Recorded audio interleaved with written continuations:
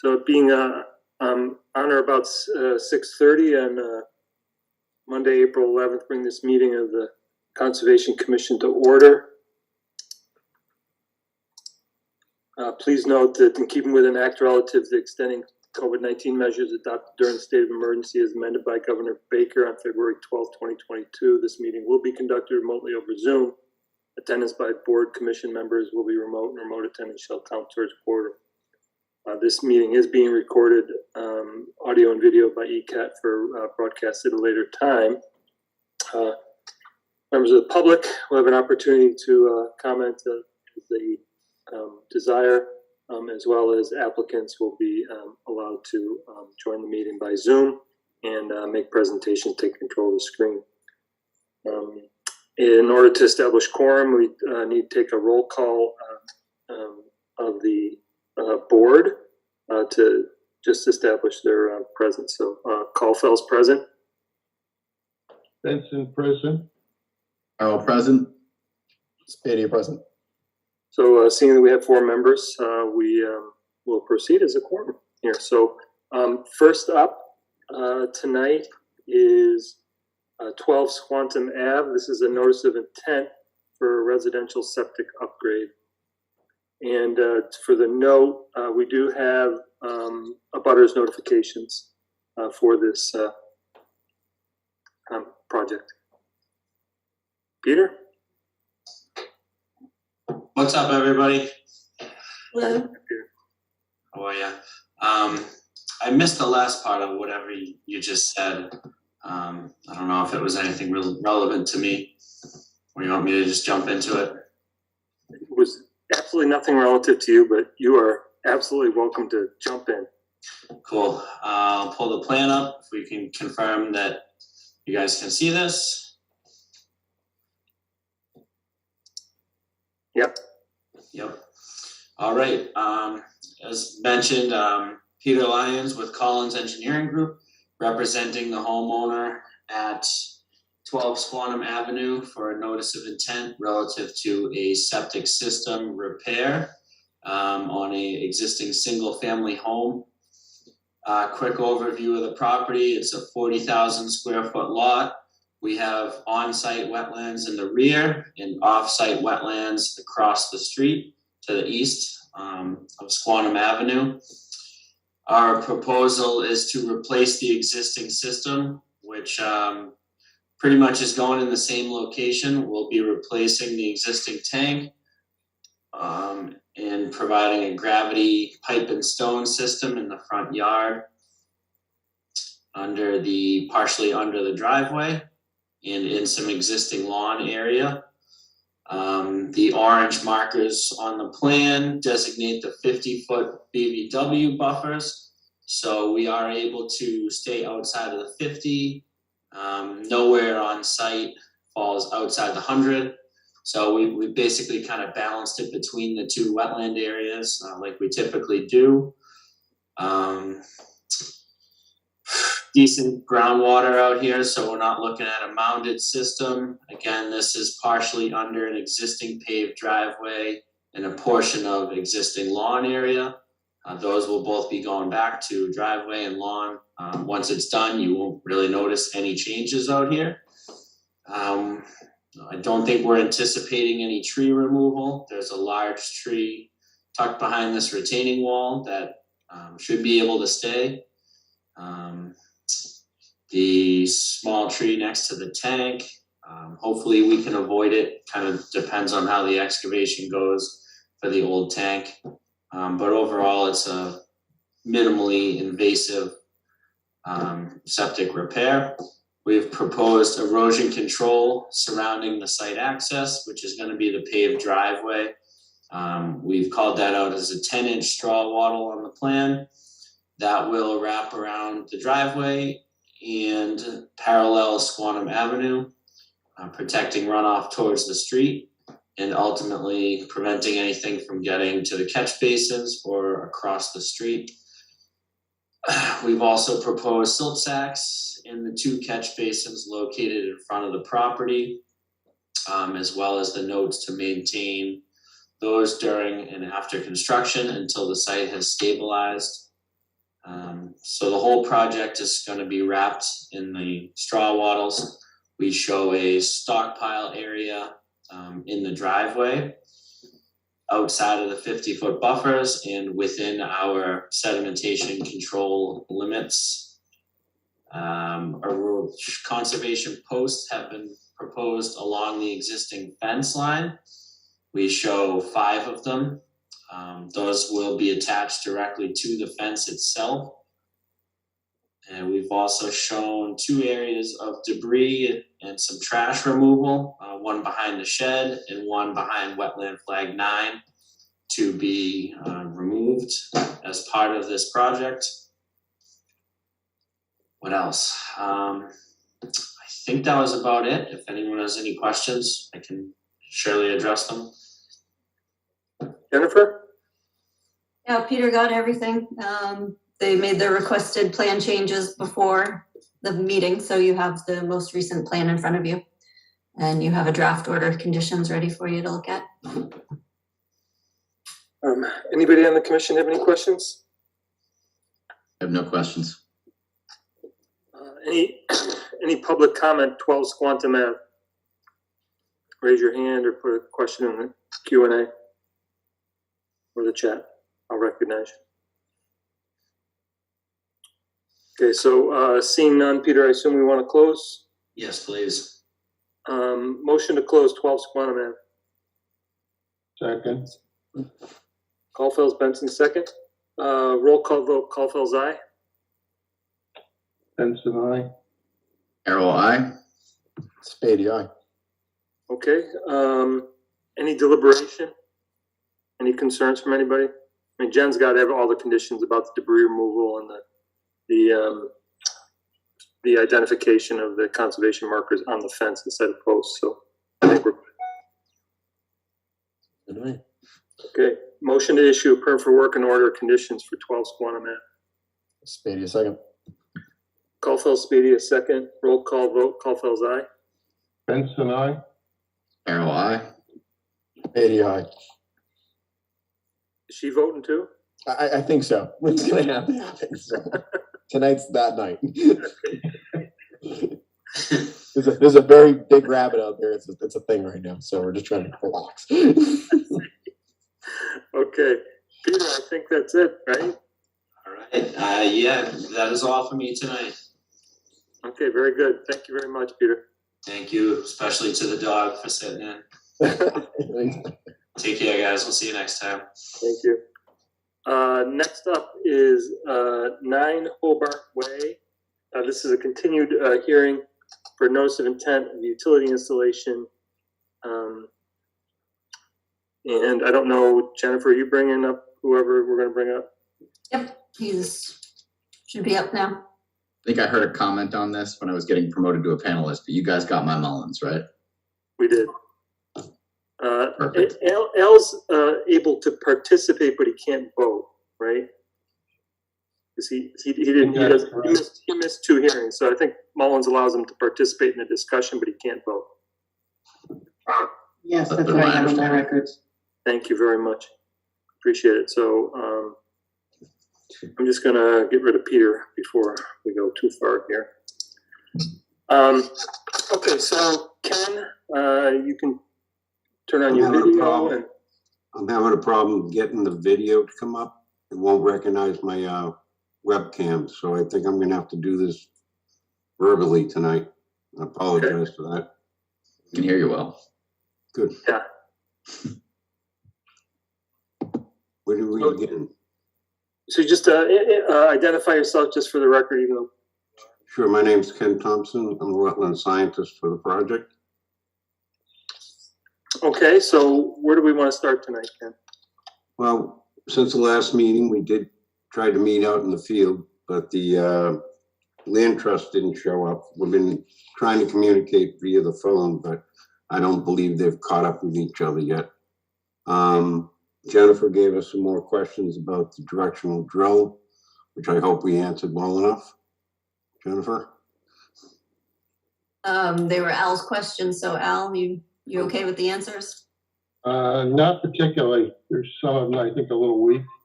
Okay. I'm on Al's side on that.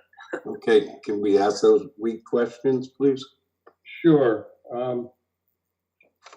The plan doesn't portray the mud pits, the size that you've gone to. It's less than the original 4x8, but we have no idea what the current size recommended is.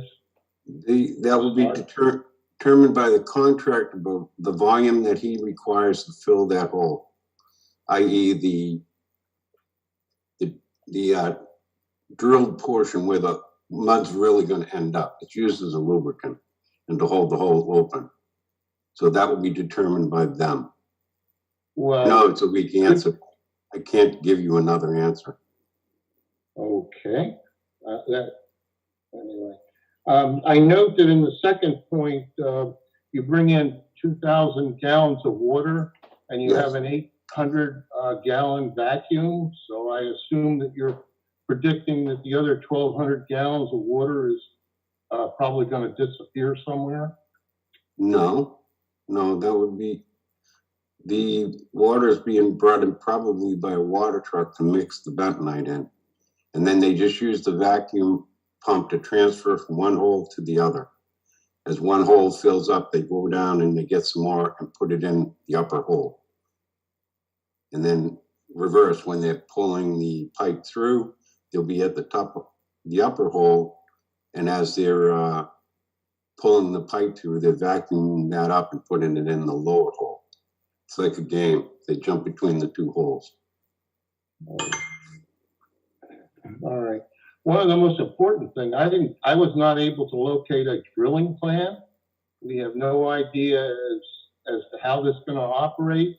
What are the contingencies that may occur, and if so, how are they going to be handled by the drilling organization? Well, I've never seen a That's a drilling plan. standard drilling practice, at least in the petroleum industry, that you know what you're going to do before you do it. To go in blindly without a plan seems to be sort of risky. I'm not sure how to answer that question. I know some projects, they'll dig deep pits to decide where bedrock and things of that nature are. I've seen that in the natural gas pipeline transmission stuff, which I worked for 10 years. And then the second contingency is the frack out. I mean, to have ample material like coconut rolls and stuff, that when it comes to the surface, if they pressure it up and force it to the surface, you can wrap it around and then shovel it out in buckets. That's the way I've seen it done. So we'll have ample material there, and I will be on site during that. Well, So I'm going to support Al a little bit on this, and it's not my area of expertise, but certainly when I'm going to review these answers, it seems to be a bit of a we'll make those decisions on site, and I think that probably what we're trying to see here is what plans are being made in advance. I mean, you just gave us more detail in your answer than what was the written answer supplied by the contractor. So that's a little bit concerning on my part. We're talking about a frack out problem. The other things that can certainly happen is, disturbance of the silt, right, in the stream. We have no discussion about either any turbidity curtain or anything along those lines, or any sort of contingency plan to actually extract the silt out of the stream if it happens.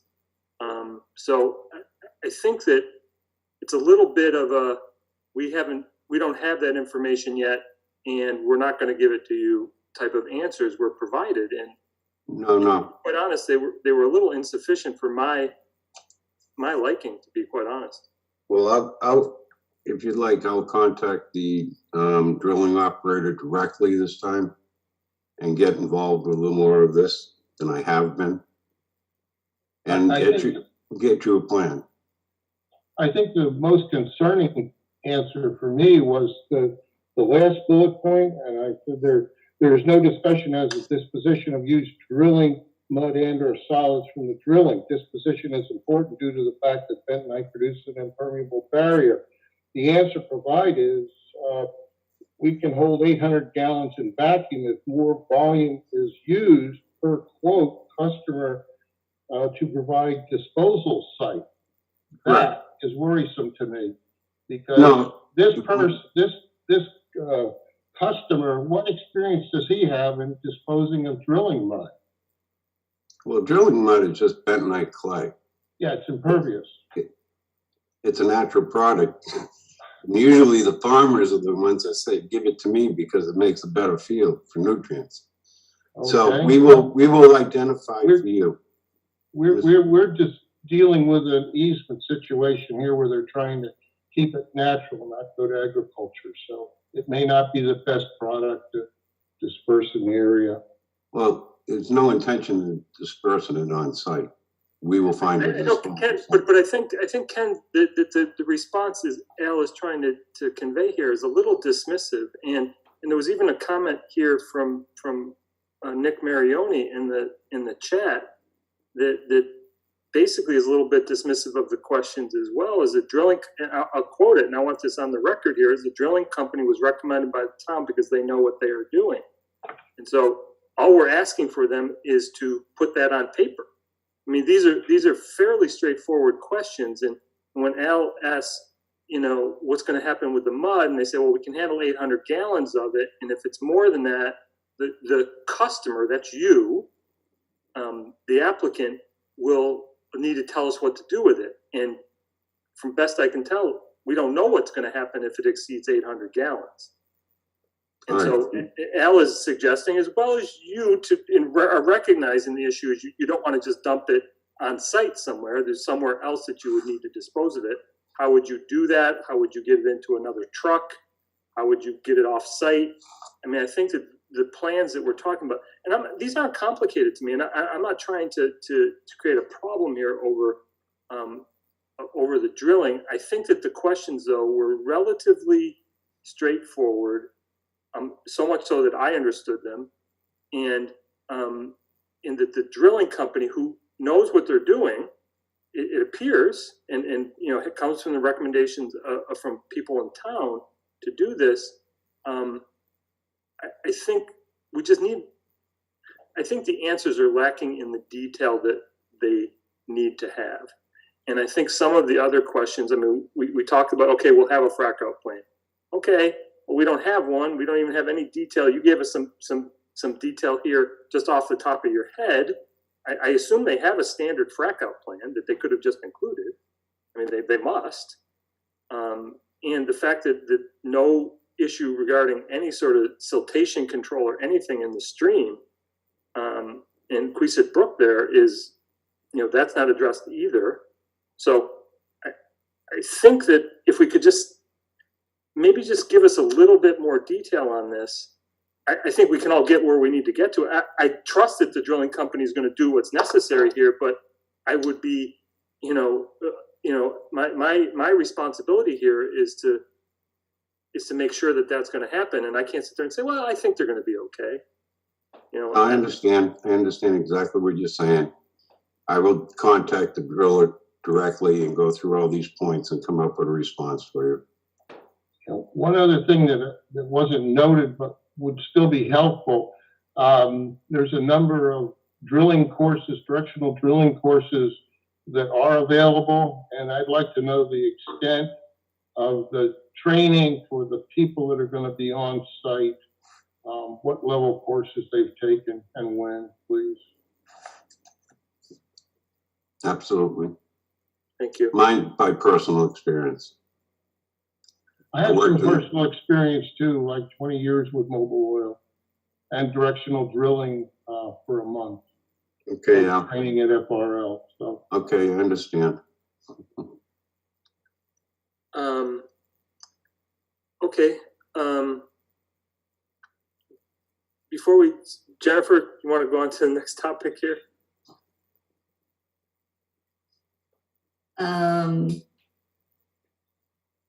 You mean about the easement? Well, whatever we got, whatever our next, I mean, I can either continue or you can continue, you tell me. So, I mean, I think. I have one other question, Rory, if that's okay, please. Sure, go ahead. In the Planning and Zoning Board application that's dated May 10th, 2017, the board stipulated that there'd be a 3-year completion horizon, and that horizon ended in, the way I calculated, May 10th, 2020. So we've got 2 years without an approved plan. I wondered if I missed something in the documentation, or maybe Jennifer can help us out with that. We don't have any new information on that. I just received that notification today that they didn't have the permit extension from the planning board yet. That's something that you could condition if you had to.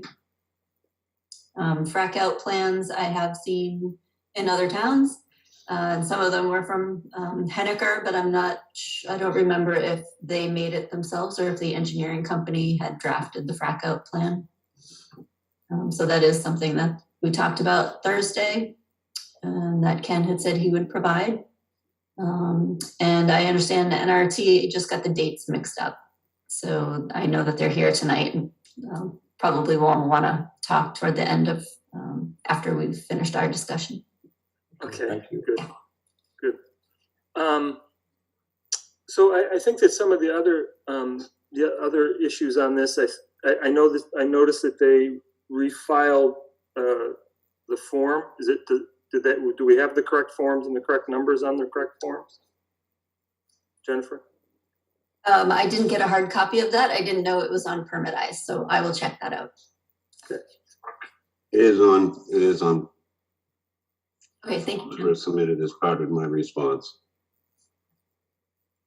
It's 5,900 square feet of work in the floodplain, which is just the conversion of lawn to meadow. Okay, so just like we talked about on Thursday. Yeah, correct. Thank you. Mm-hmm. And one more point, Jennifer. Yep. I got this afternoon from Frank Rodman, the new plan with the stone diaphragm on the south side of the, about 200 feet long. Okay. And I uploaded it just before this meeting because I just got it. Okay, thank you.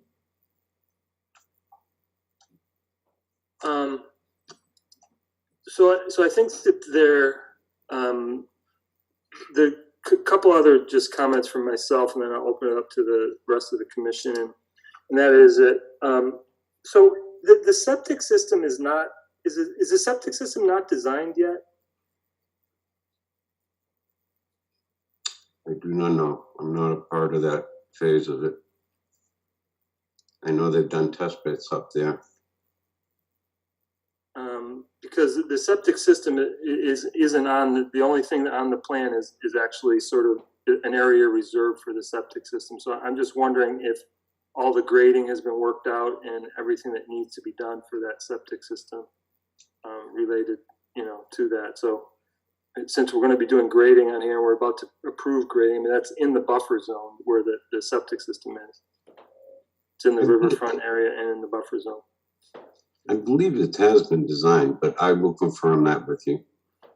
I know because of the grading, getting that extra easement from the neighbor to, gain better access to the, allow the septic system to gain access to the garage. So I'll confirm that for you.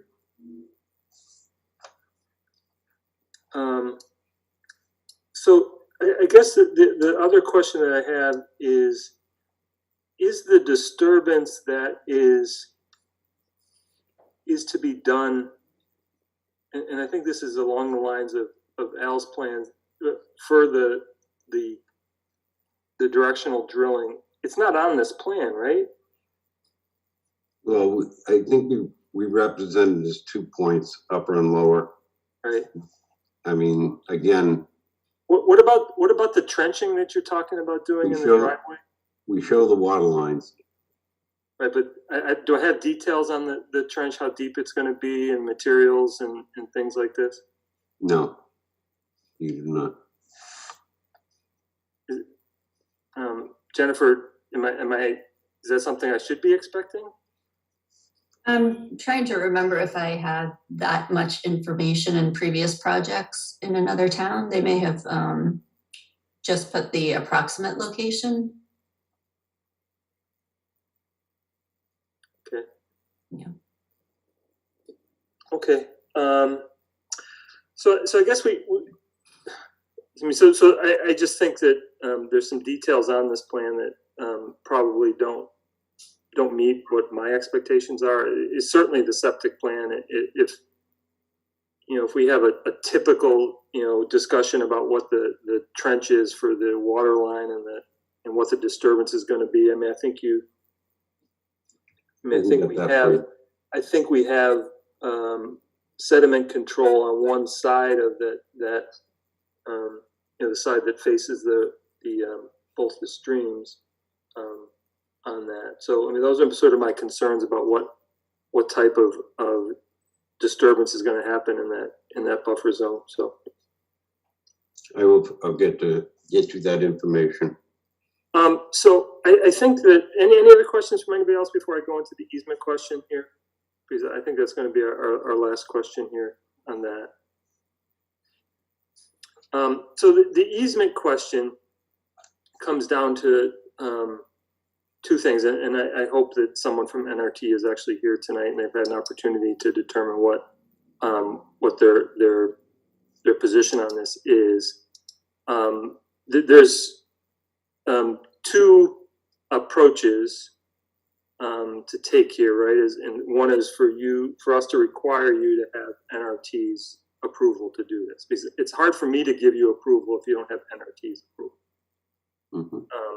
Because while I can approve it, NRT could say no, and then the whole project is, or the NRT could make conditions about what their approval is, and then it's got to come back to us, and you would have to change the plans to go with whatever their conditions are, and then I've got this project in front of me again. So I'm one of these people. I like to make one decision and we move on. So my preference is to have that discussion with NRT prior to this. We could. It's been proposed that we could condition our approval and add into the order of conditions that you need NRT's approval in order to proceed. So that is something that we potentially could do. Just for the record, Nate just did join us at 6:57. So Sorry if you were waiting there, Nate. I just noticed your name. So I think that from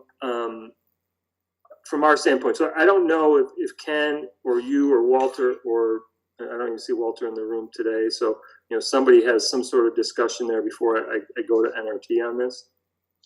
Unless they had a discussion this afternoon, I don't know of any discussion that's taken place.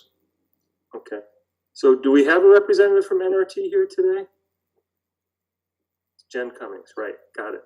Thank you, Jen. So I'm just bringing up Jen Cummings, who's I believe is the executive director for NRT. Excellent. Jen, you're part here, and if you could just unmute yourself, turn on your camera, Yep. Maybe.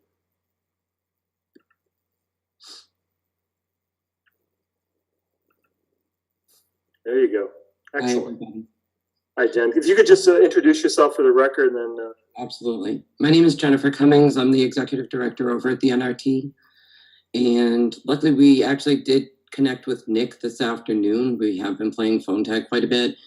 So we have a meeting scheduled for the 14th at 9 a.m. on site. So we'll be going over some of these questions. Fantastic. As you can imagine, the NRT has some significant concerns about the amount of work proposed in the CR. We're legally bound to protect, what was given to us and trusted to us. So we need to go through and be very careful and very diligent about the proposal that's in front of us.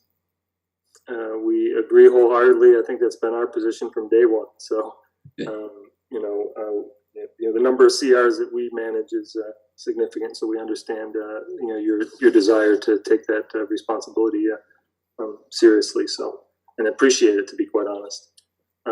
So I think probably the best choice here is for us to allow the applicant to make some of those minor changes to the plan. Answer some of the questions regarding the drilling, get a little bit more detail if we can from the drilling contractor.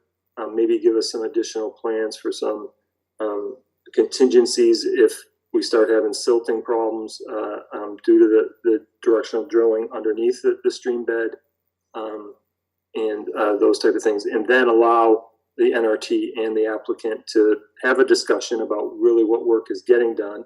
Allow the NRT to actually be out on site to see, this is where it's going to be, this is what it's going to look like, and when they're done, this is what it's going to look like, type of thing. So I think those are probably fair and reasonable approaches here. As much as I'd like to close this and get this thing done, I think we're probably just a hair short of that tonight. And I certainly respect, the NRT's point in this and place in this to be part of what the applicants needing their approval, NRT's approval for the applicant to do this work. So That is finally coming together. yeah. So Ken, do we think that, so our next meeting is, I assume, the 25th? Yeah. So is it possible for you to have the changes we've talked about tonight to Jennifer by the 18th in both electronic and hard copy? Good question. I'm not sure. Okay. Can we take the next meeting after that? Sure. That makes more sense to me. That gives me 3 weeks to get her hard copy and Yeah, and it gives, it gives you, the applicant and NRT the opportunity to not just have a discussion on Thursday, but also to have follow-up discussions if sure, necessary. absolutely. Come to whatever agreement is that they and get whatever paperwork's going to be necessary to make sure that the CR is being followed. So, so what's our next date, Jennifer? I'm sorry, probably on that. May 9th. May 9th. Thank you. So, any other comments, Jennifer? Did you want to add anything more? I appreciate your input so far. So, No, nothing else to add. Thanks. Jennifer Cummings, you're good too. I am, thank you. Okay. Any public comment on 9? Anything from the board before I go? I'm sorry. Okay. Remember, the single voice in the room. I don't like that. Any public comment for 9 Hobart Way? Just one small point, please. Mr. Maroney's legal letter enumerated about 5 things that were conducted in the easement area, and I just wondered if the Natural Resource Trust or the town or both had approved those previous construction activities. I can say from the NRT, if you can forward me that list, I can check through our files. They are hard copy, not digital at this point, so it would take some research, but I don't have a copy of that list that he forwarded.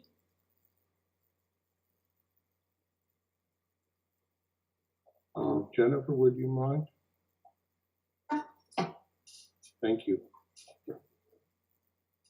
Okay, so seeing no public comment, make a motion to continue 9 Hobart Way to May 9th. Wait a second. Caulfield Speedy a second. Roll call vote. Caulfield's aye. Benson, aye. Carol, I. Is this the one Al was going to abstain? Oops, It's a sorry. motion. It's a motion to continue, but Crossman, aye. Spady, aye. okay. So we need that stuff by May 2nd, Ken. Okay. Yep, no worries. Thank you, Jen, for coming on tonight. Thank you all. All right, everybody. Thank you very much. Have a good night. Thank you very much. Just gotta do some.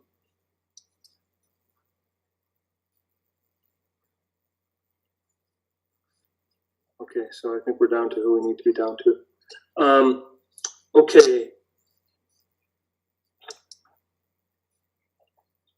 Next up is 91 Union Street. This is a notice of intent for proposed apartment complex, access drive and parking, stormwater grading, utilities, and on-site wastewater treatment plant. And do we have a representative from there today? Lori, but it looks like Damien has his hand up. Okay. Okay, Damien.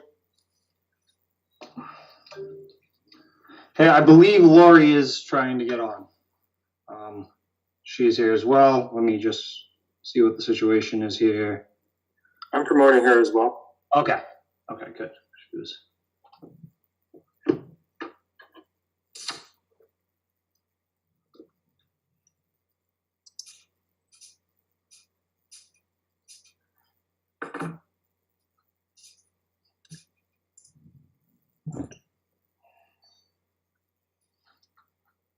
Trying to promote her.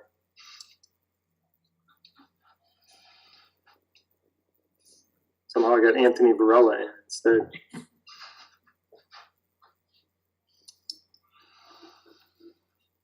Oh my.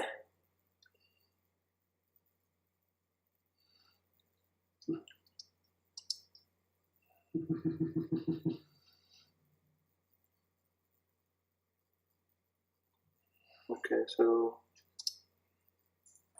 Hello? hi, there you are. Yes.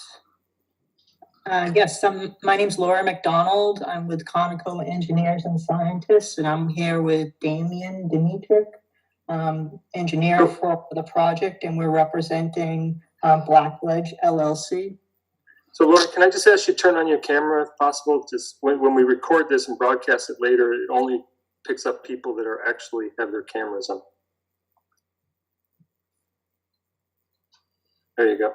Thank you. You can see me? No, I can see a black box, but I can see you turned your camera on. So. There we go. Perfect. There you go. All right. The white balance finally kicked in. Yes. Okay, so you guys are here before us tonight, so you guys have the floor. Yeah, so again, my name's Laura McDonald. I'm with Conoco Engineers and Scientists representing Blackledge LLC for 91 Union Street, the proposed construction of a multi-family apartment complex, which is going to house, which is a 40B project housing low and moderately income families. So this particular notice of intent was filed back in December of December 20th of 2021, and it was filed under the Massachusetts Wetland Protection Act. So right now the commission is reviewing the project under the state regulations. So as a brief overview of what has happened, we had a hearing back in January 10th, 2022, to introduce the project, and we have received comments from the Conservation Commission, as well as a comment letter from the Wildland Trust. And we responded to those comments and submitted revised plans, a revised stormwater report, landscape architect plans, the requested existing and proposed riverfront area conditions plan.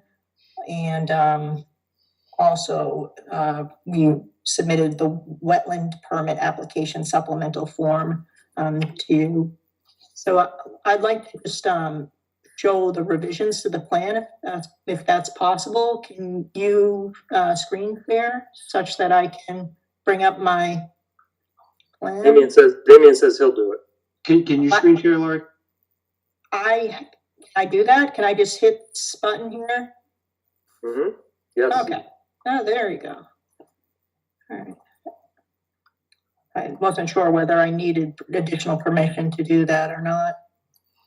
All right, so I'm going to just go through quickly the revised plan set that was submitted on March 28th.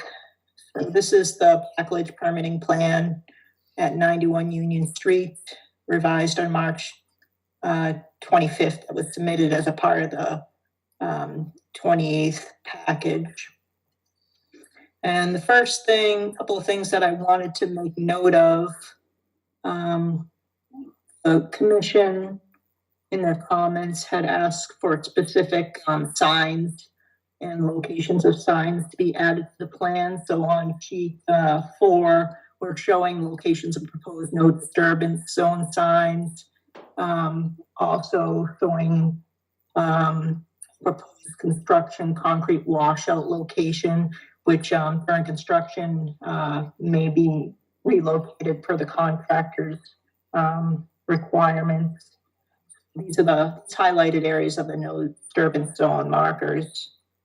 There's one there, here, here, here, and then this is the proposed construction washout and proposed concrete washout and the proposed stabilized construction exit entrance ramp. So sheet number 5 here, again, shows the no disturbance zone signage locations. Also, no storage sign locations have been added.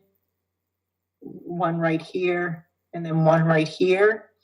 And then there's a proposed no salt sign proposed in this location here. So then I want to go to the main revisions that I think the commission would be very interested in hearing about. There was some major changes to the design. First thing I want to talk about more briefly, I'm just going to show them to you right now, is this change in stormwater systems from a detention basin to an underground infiltration system. So originally, I don't know if you remember, there was a basin proposed here. Now everything will be underground. There was also some, there's also been some changes to the wastewater facility, which resulted in a reduction of impacts to the buffer zone to wetland resource areas. We labeled the drainage channel as requested. We're now showing the erosion control lines. Actually, let me restate that, sediment control lines, which is going to be a foot fence and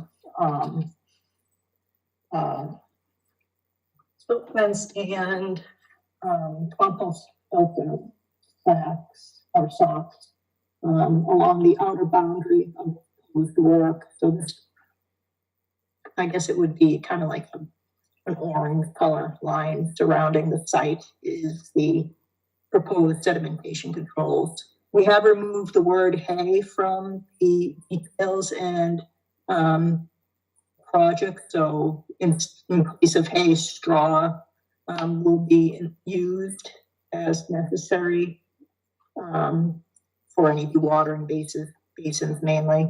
Let's see. We have changed the wall in this location next to wetland V in order to minimize impacts to the buffer zone. And we've also removed the wall from the riverfront area in this location. This is now outside the riverfront area. And we've made some changes in this location of the riverfront area as well. And, so I'm gonna get some more detailed sections. I'm gonna go, I'll skip that. So this is the December 14th, 2021 plan that was submitted to commission, and it shows the detention basin, the infiltration basin that was initially proposed here, which is now being replaced with an infiltration basin. So this location above the infiltration basin will be loamed and seeded with native vegetation. Then on the north side, where the wastewater facility changes have occurred, originally the slope was very close to the wetland line. So here's the wetland line here. And originally our bottom was sloped right up to the wetland line. We've, when redesigning the wastewater treatment facility, we were able to push the bottom of the slope back such that it's now 30 feet or I'm sorry, 20.5 feet, at least from the wetland, area. We've also, there's a small detail here. We've also been able to relocate the utilities, on the other side of this, conjunction box. And so that's going to be, utility lines will be further from wetland resource areas than under the March or the December proposed conditions, which show the utility lines on the wetland side of the box. Down here, on the southern part of the site, originally we were proposing utilities that would fall within the riverfront area in this general location. That's shown with this small box down here. So the utilities originally crossed right into the riverfront area. Under our current proposal, we've been able to relocate the utility lines outside the riverfront area. There is going to be some minor impacts, temporary impacts during construction in this area of the riverfront when installing the utility boxes and underground items. And again, on this side, the retaining wall has now been removed from the riverfront area altogether, whereas before it was extending a little bit into the riverfront area. We've also redirected our stormwater from the infiltration system to wetland G, to the buffer zone of wetland G. It'll be more than 50 feet. The outlet will be more than 50 feet from the buffer. Here's the 50-foot buffer. Here's the proposed outlet right here.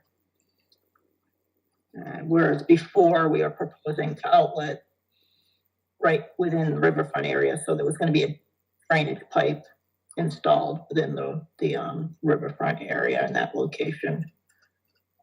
Now, there's a little portion of drainage pipe still proposed within riverfront area with manhole structure, but the majority of the drainage line will be outside the riverfront area on the wall side of the resources.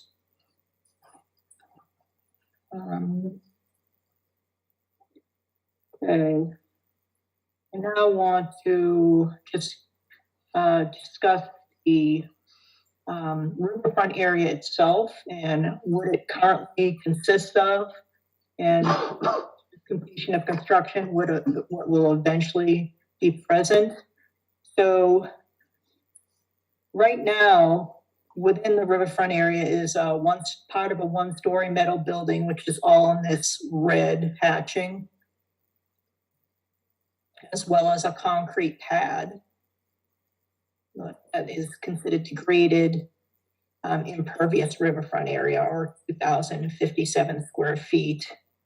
There's also some degraded riverfront area that's pervious, which is present, which has basically no topsoil with gravel and weeds growing through the gravel. That's represented in the purple. And this area is like mixed gravel soil piles and also defined as graded as well. So these purple areas are degraded. So we are considering that our previously developed portion of the riverfront area. Then outside those locations, we have the rest of the riverfront area behind the metal storage building. It probably at one point was gravel or all gravel. Now it's just topsoil with weeds and some gravel mixed in. So this orange hatching is, although it appears to have a little bit of topsoil, it's not of the best best condition as a riverfront area. There are some concrete gravel piles located within the riverfront area. So here's the metal storage building. To the left is the riverfront area. So within the riverfront area is part of the storage building. Right above that section falls within the riverfront. All these concrete structures with also debris piles are within the riverfront.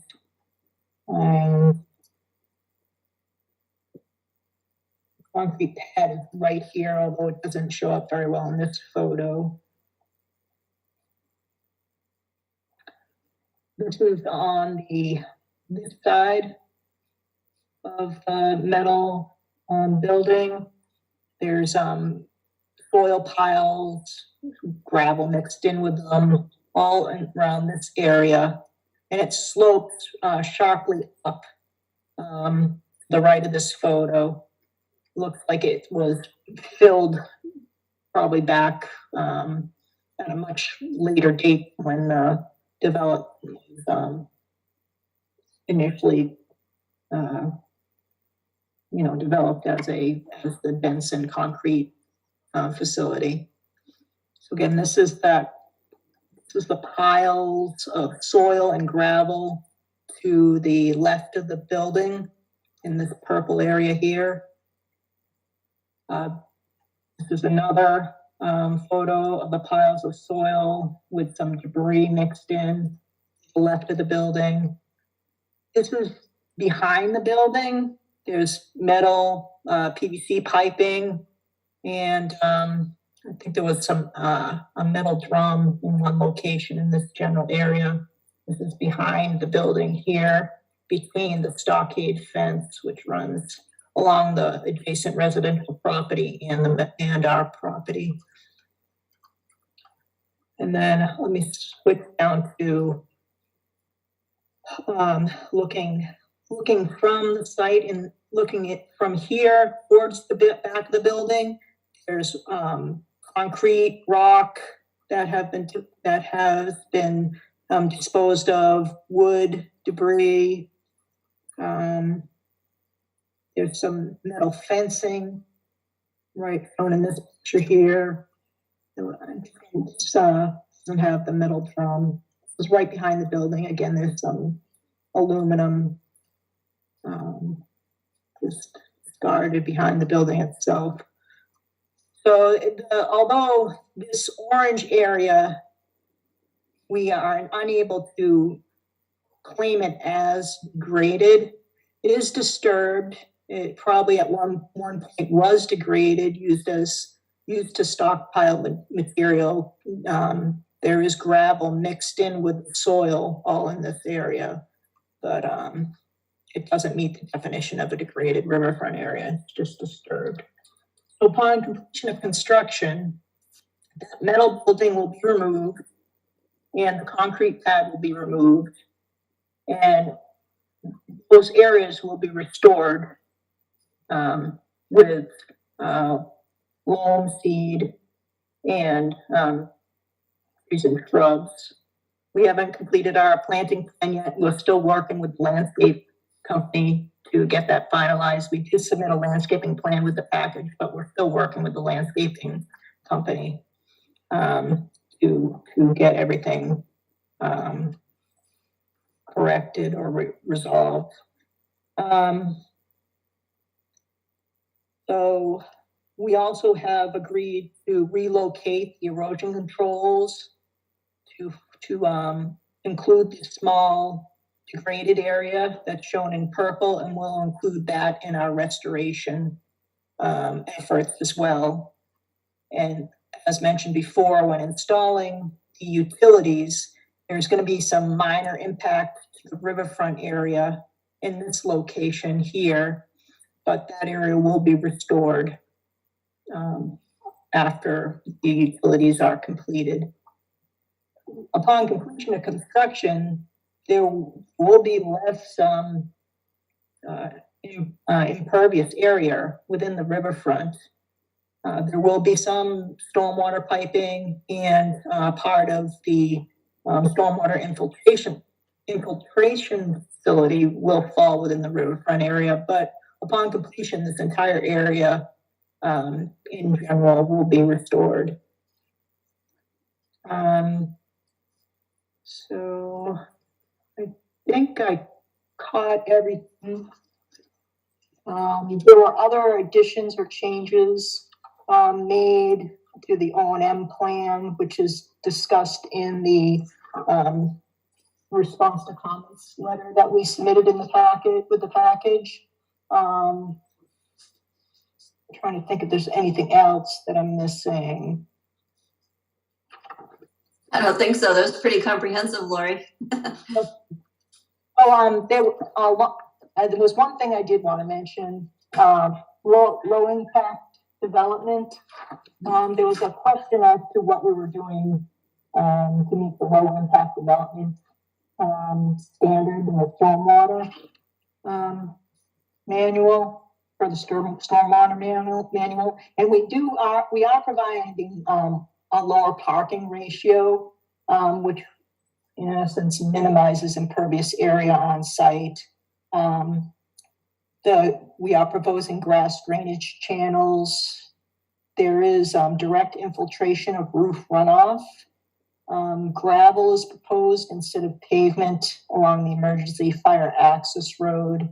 And this is a redevelopment of a previous developed site. So just as a result of redevelopment, I think that's a low impact development measure that we are providing. Damien, I think I should let you add anything. Did I miss anything? Damien? I was gonna say, Lori, I do not think you missed any of the revisions there. I think you hit all of them and did a great job of explaining away everything that we had done to help improve from the previous design of a existing disturbed site that we're trying to create a nice location for people to live. So if there's any questions specifically on the engineering or further depth of the design or the response to comments or anything like that from the commission, love to hear from there. We had spoken with Jennifer regarding a few of her additional comments. I can see one actually shown on the screen right now that I already made a change to: the hay bales under the silk sack. We do not allow hay bales. Jennifer, before I get into a series of questions, No, we actually had a Zoom meeting and went over all of the comments on the revised documents and plans. And it looks like they did a great job making those changes. So certainly appreciate all the work they put into making those revisions. Beta just gave us the estimate this morning, and we revised it and had it uploaded to Permit Eyes for the follow-up stormwater review. So we just need to follow up with that with the zoning board.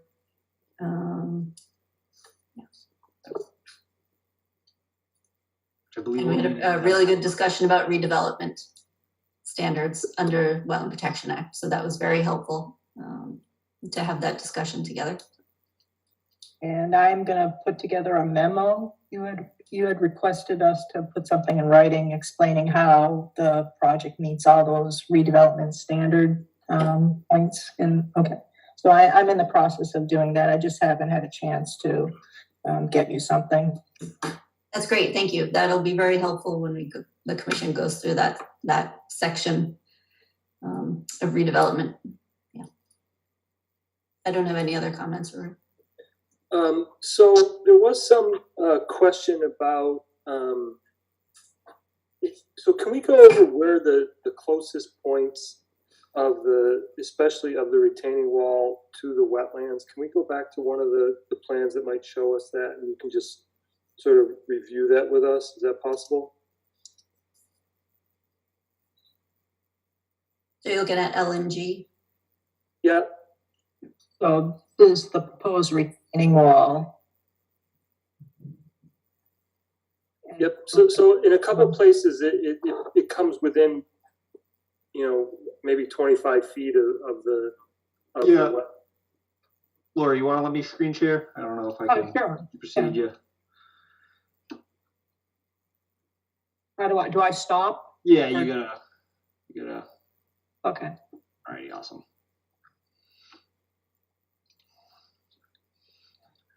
Alright, everybody looking at my screen? Yeah.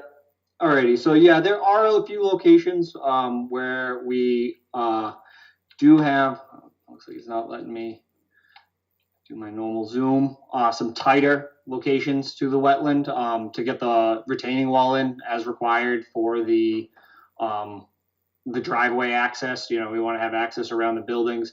I believe the two closest points, a little laggy here, are down here by G, and then additionally, So how close is it to G? It's at that I believe is 6.3 feet.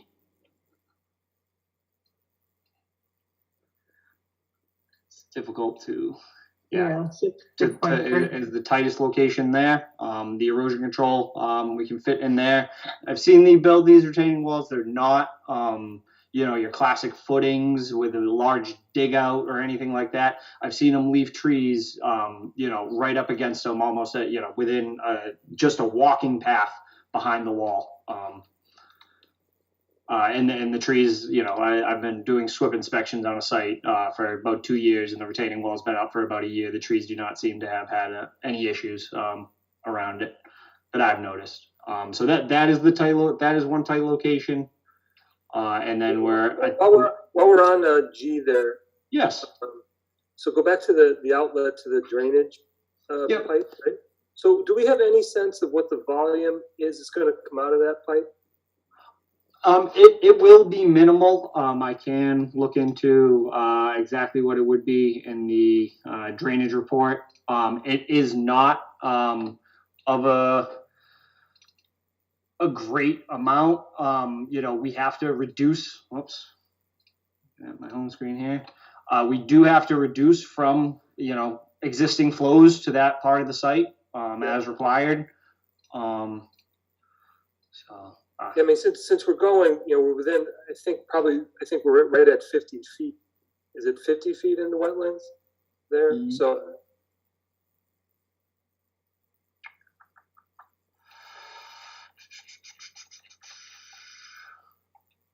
Outlet sizing. So this note these numbers are for a 100-year storm event. So this is a very, you know, we sized it as max we could. We have the pool depths, everything was sized, you know, and shown for those. This is head wall outfall 1. So I think the flow rate that was taken was 5 cubic feet per second for the, you know, at a 100-year storm, and that was taken from HydroCAD. And then the second outfall head wall 2 was 4.8. And then those will be designed with splash pads and, you know, plunge pools with the riprap and the gravel to prevent any scour, and that's what this sizing is done here to show. Okay. That drainage outlet from the infiltration area behind the and in the riverfront area behind the original metal building, that outlet is right at the 50-foot buffer, and the splash pad falls partly within the 50-foot buffer of wetland G. Okay. So outlet is outside the 50-foot buffer, but the splash pad is partly within it. Okay, let's go to the other area that's close to the wetland. This is the other, and it is again just a corner of the retaining wall, and it's in actually the wetland within Brockton limits, 9.6. Yep. Okay. How high is the retaining wall at that point? At that location, you can see the 72 contour and the 70, you know, so it's between that 72 and 73. We're looking like we're 180. So we're looking at a 6 or 7 feet, yeah. Yeah, 6 or 7 foot wall. Okay. One other question here. So there was some discussion about snow storage, right? Because there's I know we have reduced parking. I think we're down to 1.2 spots per apartment or something like that. But and there's places where we're not going to do snow storage because it's over wastewater treatment facilities or whatever. What's going to happen with all that snow? I mean, I assume that because we're eliminating spots where snow can be stored, that something's going to happen to that snow. Not that there was, we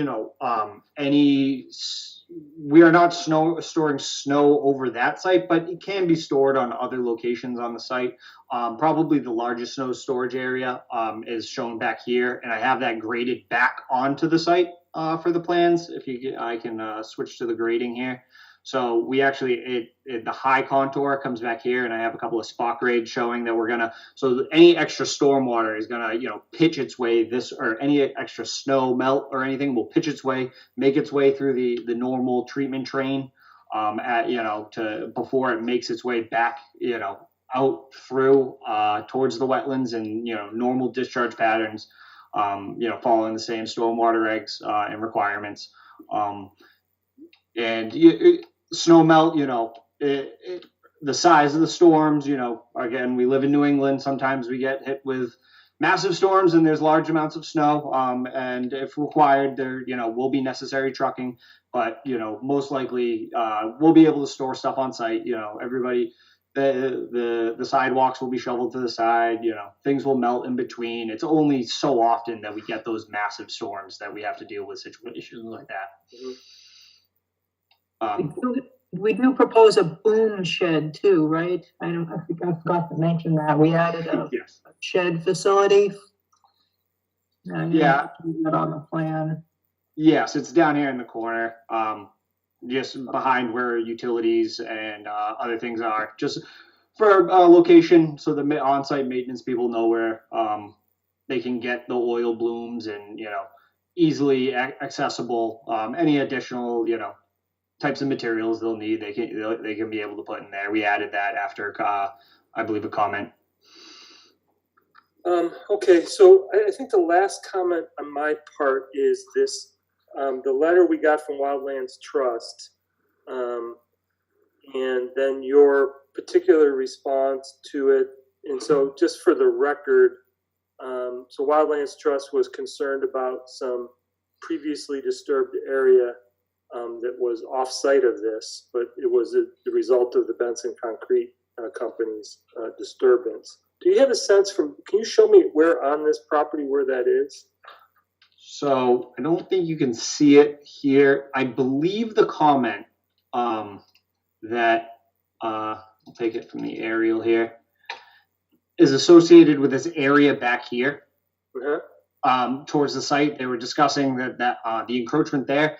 That area has been disturbed, from my understanding, since prior Wayne Benson giving it to the Audubon Society, and then them transferring it over to the Wildlands Trust. So that area has, as much as it has been, is disturbed.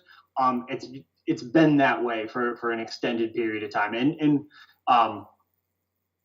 we'd be happy to, any concrete products and stuff like that, talking with the owner if they would like us to remove those from the site and allow us to, drive onto the land and such to remove such.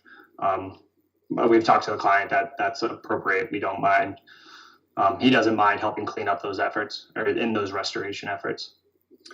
So, first of all, I want to identify that, as I understand it, this disturbed area is on Brockton property. It's actually not on Easton. Yes. I think that the point that's probably made here is that the assertion is that when the Bensons conveyed this to the Audubon Society, it was previously disturbed and it was identified as you're accepting this land with this disturbed area, and the Audubon Society graciously took the property because the rest of it is, undisturbed property. So, and so I think that certainly the offer to clean up the disturbance but not be responsible for any sort of restoration is probably a happy medium from my own standpoint, but we can discuss that as a commission maybe. And so I do appreciate, to be honest, that Blackledge is willing to make that offer if they can get permission from Wildlands Trust to do so. So I mean, it's quite, to be honest, you could have taken a different position and you've probably been substantiated in doing so, but I appreciate that middle ground that you're willing to take here. So, yeah. Any questions from the commission? Those are the end of my questions.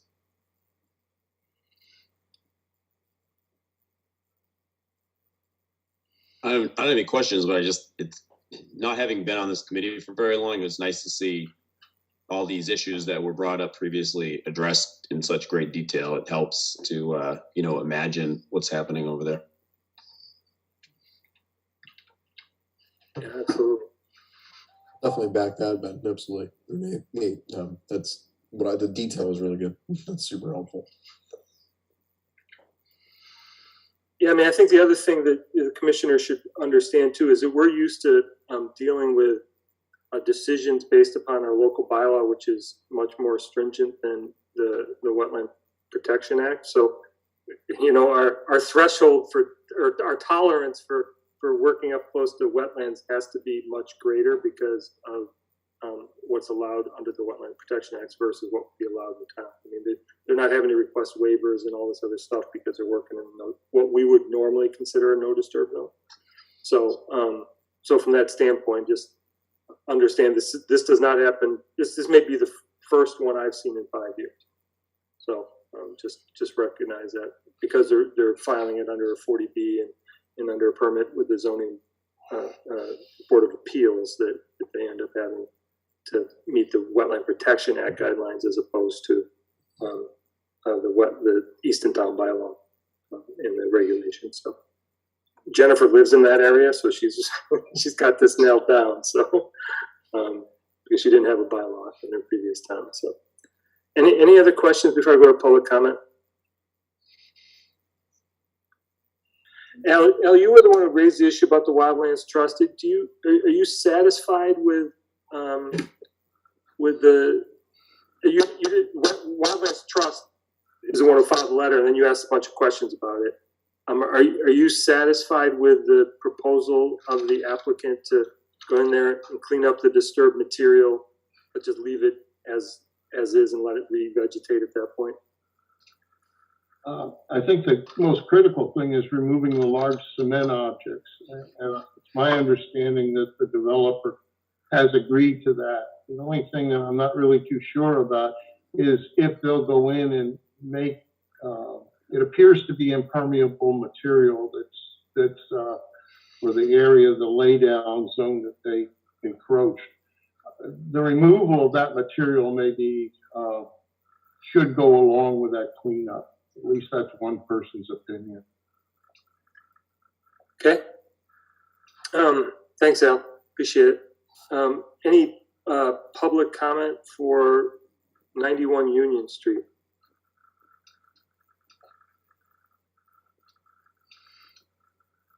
Okay, so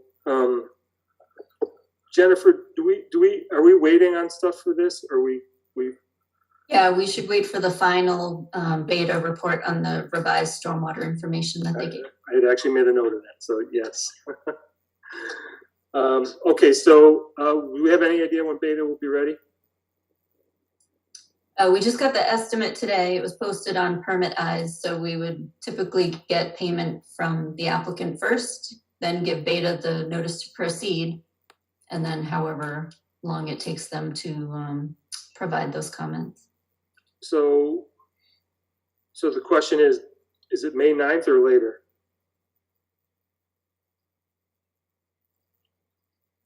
I think we need to ask Conoco. Has the request for peer review funds been made to Rick Lincoln? Generally, a call is made to Rick and then he authorizes payment or sends in a check. Okay, I understood. We just click the approval box on Permit Eyes and an email automatically goes to him, but I'll follow up tomorrow and make sure he knows that it's there. Yeah, he didn't seem to have known of the notification, when I just discussed with him earlier today. He like, as previous as Laurie just said, usually gets a phone call and he just, Call first. Okay. yeah, he'll get a call to discuss, Okay, that's good to know. I'll take care of that tomorrow. Awesome. So given that time frame, what do you guys think? What's your experience here? Well, we have the ZBA meeting tomorrow, and I'd assume actually with the comments that had previously, much of the revisions to this plan were per Beta's comments previously, with the infiltration. So as soon as we get those comments, I don't see an extended period of time getting on the next meeting. What would be the deadline for the submission? Again, sometimes it's like tomorrow. Yeah, it's a week from today. So a week. So the meeting would have to be the meeting's the 25th, but we'd have to have everything in by the 18th. You'd have to have everything by the 18th. I guess it would be based off of Beta's, how quickly they're going to get our comments to us. It's, getting them the money. If they've already done the work, then it's just going to be them getting the money so that they can forward the comments. If that's the situation, I do not see us taking more than this week. We could probably get, any changes over. Again, I've started to make the comments from Jennifer earlier. If there's any formal stuff, we've gone through a lot of that. We can try. Again, it kind of comes down to Beta. Why don't we do this? Why don't, Jennifer, I mean, I think there's probably a less than 50% chance 425 works, but we Yeah, I mean, it probably won't, but I don't have a problem putting it on the agenda. Yeah, I mean, let's hoping it will. do 425, and then if everything lines up perfectly and it happens, then we're good to go. Yeah. If not, we'll have to continue it again. So. Okay. Yeah. So I need a motion. Motion to continue to February, March. My goodness, see, somebody else needed to do it. April 25th. Second. Caulfield's with Crossman second. Roll call vote. Caulfield's aye. Carol, aye. Benson, aye. Crossman, aye. Spady, aye. Okay, thank you all. I do appreciate it. So hopefully everything lines up for you guys, and we see you in a couple weeks. Thank you. Thank you. Thank you. Thank you for the presentation. Appreciate it. Have a good evening.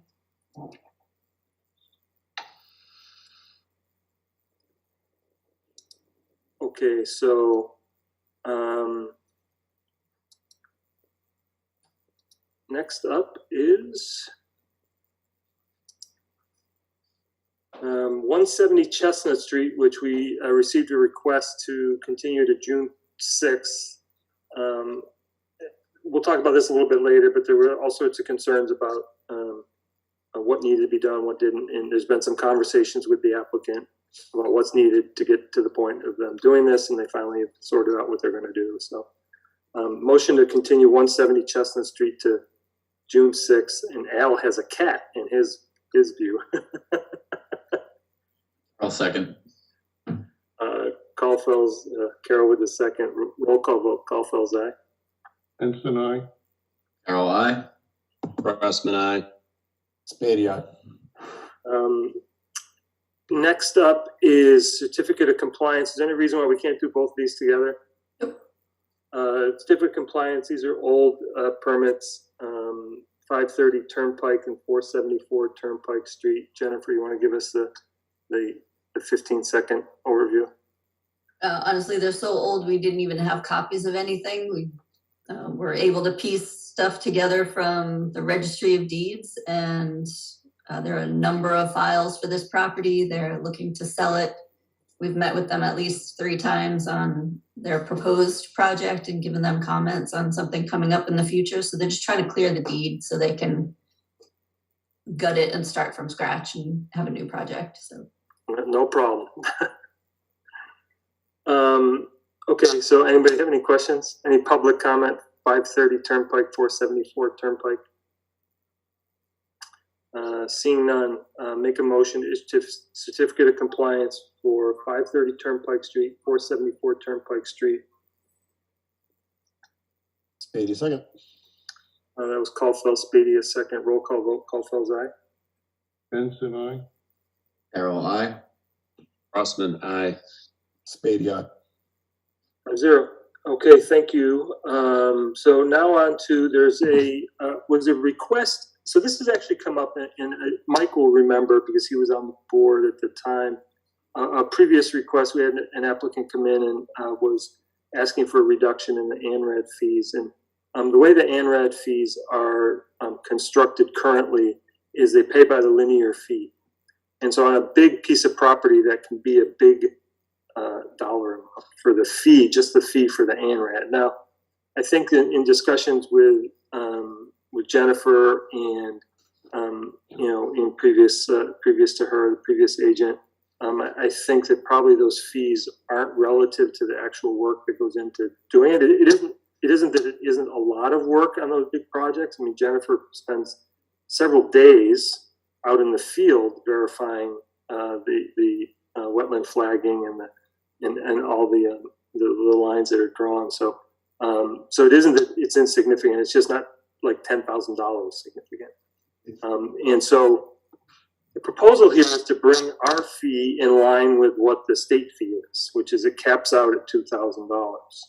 So, and I'm comfortable, Jennifer, has been doing this for decades, is comfortable with that number, our cost not exceeding that, that seems like a reasonable thing. It's a good thing for the applicant because then they can have a reasonable fee to get the ANRAD done, so that they can make their plans. Normally an ANRAD's done so somebody can figure out where all the wetlands are, so when they want to subdivide a property or develop a property, they know where to put something and design the property. And really, they can't do it right without having an ANRAD. It's it's a lot riskier for them, and there's a lot more work on the application side if the ANRAD isn't done. So there's a benefit to us to get the ANRAD done when it's appropriate. So the discussion here is for that fee to be charged in linear feet still, but not to exceed $2,000. That's basically the change we need to make here. So does anybody have any concerns, comments? Everybody in favor of it? So that's the state. So we'd just be in line with what other, would you say in line with what the state number is? So the state also goes by linear feet, but they have a cap at not more than $2,000. So you could do that as well with the bylaw, and cap that at 2,000 as well. It's just when you come up with fees, they're supposed to be just the cost to provide that permit, just the cost to do that work. It just doesn't cost $2,000 for me and for the clerk to provide that permit. Is there ever a case where some project would go exceed that number? I mean, I have a hard time believing in Easton there's a big enough piece of property that would happen, undeveloped property, but 170 Chestnut. I know. Yeah. That one. So, I mean, like you said, the point of it is to be proactive and to figure out what's on the property. We want that information coming into us. We don't want it to be cost prohibitive. I mean, I kind of see it as, an equity and justice issue, because not just people who have $10,000 to spare, should be able to get that ANRAD confirmation before they try to plan a project. There's a public benefit component to making it a little bit more accessible. And I mean, it's always to our benefit and the public's benefit to have that information and to have an ANRAD completed on a piece of property. So I think taking away sort of the scariness to an applicant of how much this is going to cost, and you can sort of plan for your worst day. And I would imagine that if you're at a linear footage where you're paying the town $2,000, you're probably paying your botanist more. Paying the botanist and the survey plan. Yeah. It's not an inexpensive endeavor. Any other comments from the board? So can we, do we have draft language to change, or can we just make this change? This is a regulation change, right? Regulation, yep. So the commission can approve that during their hearing. It is posted, so you could do that this evening. You had a copy in your packet. And so the only change is that it's underlined and it says $2 per linear feet, not to exceed 2,000. It used to say not to exceed 10,000. I'm okay with the change. Anybody else? Everybody else good? I'm good Any with other it. comments? Okay, since we have the change and the change was posted and it's as a hearing, so I think that we should vote on it tonight, make the change, and we can start moving forward on, you know, as soon as they can get this change filed with the state. So I make a motion to change the fee and the regulations under 50324 for abbreviated notice of resource area delineation from $2 per linear foot not to exceed 10,000 to $2 per linear foot not to exceed $2,000. Speedy second. Call Speedy, second. Roll call vote. Caulfield's aye. Benson, aye. Carol, I. Crossman, aye. Speedy, aye. Thank you all. Yep. Board minutes. Anybody?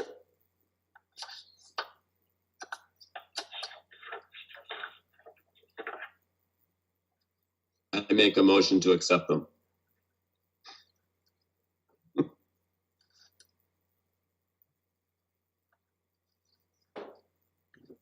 Bueller. I'm waiting for him. He looks like he's looking for something. First time in history they won't be seconded.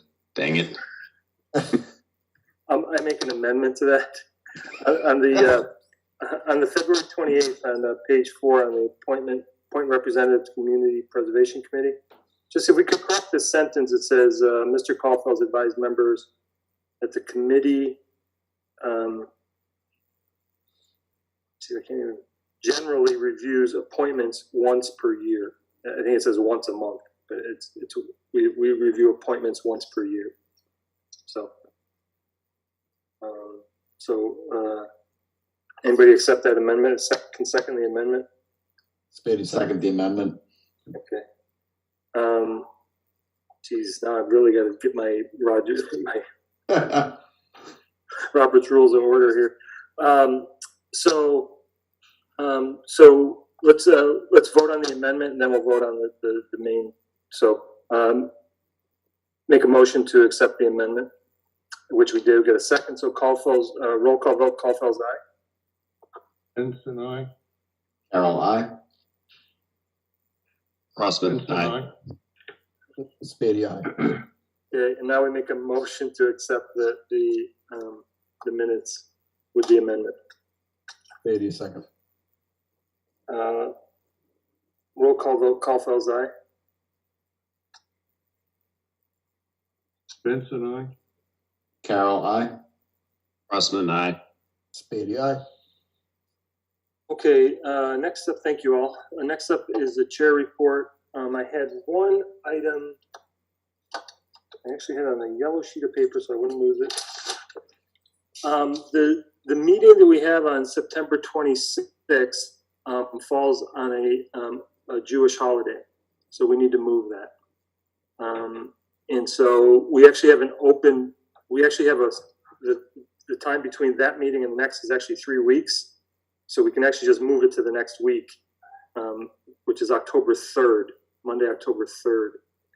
I assume that's as good as any other Monday for you guys.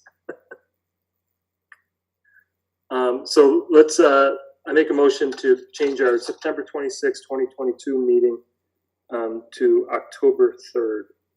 Carol, second. Caulfield's with Carol only because he said it louder than Spedia. Roll call vote. Caulfield's aye. Benson, aye. Carol, I. Crossman, aye. Speedy, aye. Very good. Environmental planner updates. Just a notice that May 16th is town meeting, and that's when we're going to have our proposed changes to the bylaw to allow the exemptions that are under Wetland Protection Act as administrative approval under the bylaw. I am off that week, but I will still be at the meeting Oh, in excellent. case there are questions. So what normally happens, I don't know how many people attend town meeting. I've been to my share. And what normally happens is that the select board is actually the one who makes the motion. And then the public gets an opportunity to ask questions if they want. And a representative of the commission usually would try and answer those questions. One of the things that we've done obviously proactively in here is that we're not literally just saying we want to allow all these projects, right? We've already talked about what we want to put in place as far as regulatory control, administrative control, as Jennifer talks about. Isn't that people can do these things freely? They still need to come to us and ask administratively, can I do this? And then Jennifer gets to decide whether or not it meets the requirements. And if it does, we're good. If it doesn't, she tells them to file an RDA or NOI, and we still have control of this situation. So I think it's important for us when we get there, and one of the things Jennifer and Tish have done for me is that information is already posted publicly on our website.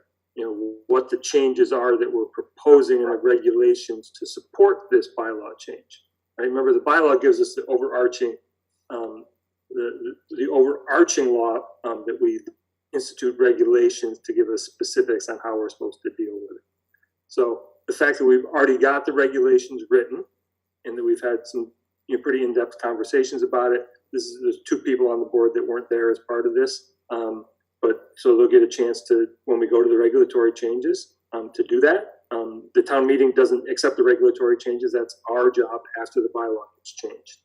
So that's typically the way it goes. I obviously plan on attending, and we took a vote a few meetings ago in support of this change. So that will actually get asked by someone, I assure you, having been to many town meetings, that we voted in support of it 5-0. So we'll be in fine shape there. And then if somebody has questions, and there may be, it depends. It's really not a controversial change.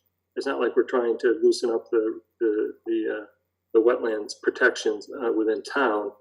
It's strictly an administrative change that we think is as Ben tried to illustrate earlier. It's an equity thing, right? I mean, it's trying to make sure that people don't have to spend $1,000, $2,000 to get move their shed.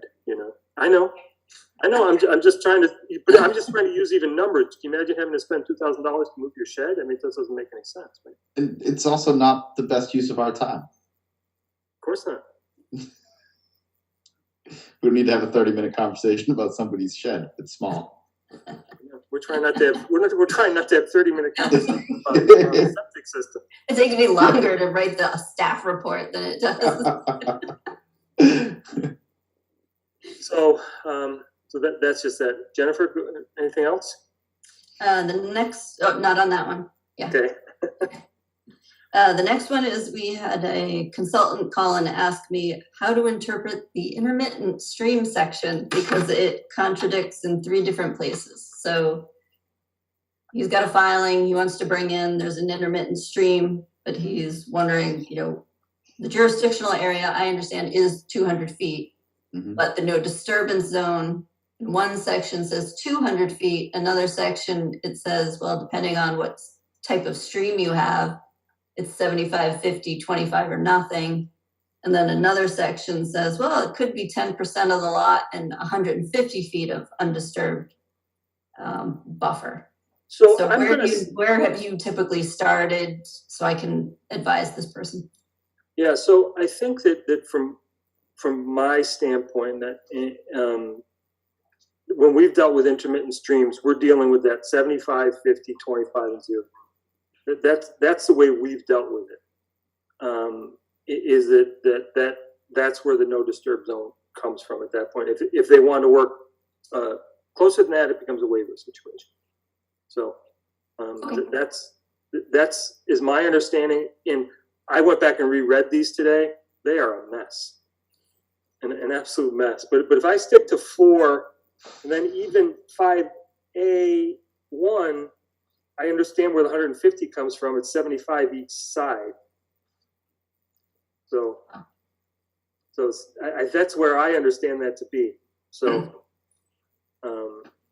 but I don't know that for sure. I mean, that when I went back, when I read it today, I said, oh, I think that's what it means. But it's a terribly written portion of the regulations. There's no question. But I will say that as we've applied this, it's the 75, 50, 25, and 0. Okay. I will pass that along. We did have a question if, and I don't think we brought this up before, but do you allow beehives at the community garden? I've never had that question asked. Okay. Well, then I asked it in my head a couple of meetings ago. I forgot to do it out loud. So. Is there a reason why we wouldn't? No. I can't imagine there'd be a reason unless we, I mean, I personally don't think it's a public hazard, so I don't have a problem. Yeah, it's not going to be like a wasp nest, Yeah. right? Well, I guess it's about many, right? There are beehives near the community garden at Wheaton Farm, Yeah. like right behind it. Right. Yeah. Yep. Okay. I was asked to ask you, so. No murder hornets. Honeybees are cool. Well, no, hopefully not. My last thing for the planner update is I'm not sure what you want me to do with enforcement items. Do you want them on the agenda so you know what they are, or are you like, oh, it was a minor thing and I took care of it, you don't need to know about it?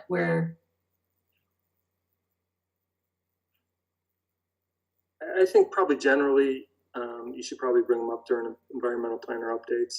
Okay. Just so that in case there's some questions that we have, we might be able to ask some of you. And there have been time. I mean, obviously it gets to an NOI state, we're involved. But I think in general we've typically had discussions about enforcement actions, even before we get to the point of. Sometimes we've discussed, yes, send a letter or don't send a letter, or or just are they responding to the phone call? Is everything okay? Then fine, let's just leave it alone. I mean, we tend to sort of go historically, and I'm happy to change how we do this. Historically, we sort of go as the applicant goes, right? I mean, if they ignore us, we would just keep on escalating until eventually they get threatened with getting the $300 a day fine, and then all of a sudden we get their attention. So okay. Do you keep it as a running list on your agenda typically, or you put it on the agenda as it comes up, or they have an update? Yes, it just as it comes up, and if there's an update, or like we had one we had to deal with 3 or 4 or 5 different times a couple of years ago that was just a pain, and eventually he had to come in to talk to us and undo what he did. You may see a couple on the next one then, because I've just been handling it, but yeah. I thought, well, maybe I should be putting it on your agenda so you know about them. Yeah, I think sometimes it helps me. I know it helps me because I actually get contacted by the public from time to time about things, and so if I already know about that, so it's easy for me to know for sure. So. Okay. Anything else from the commission before we adjourn? Anybody want to take the motion?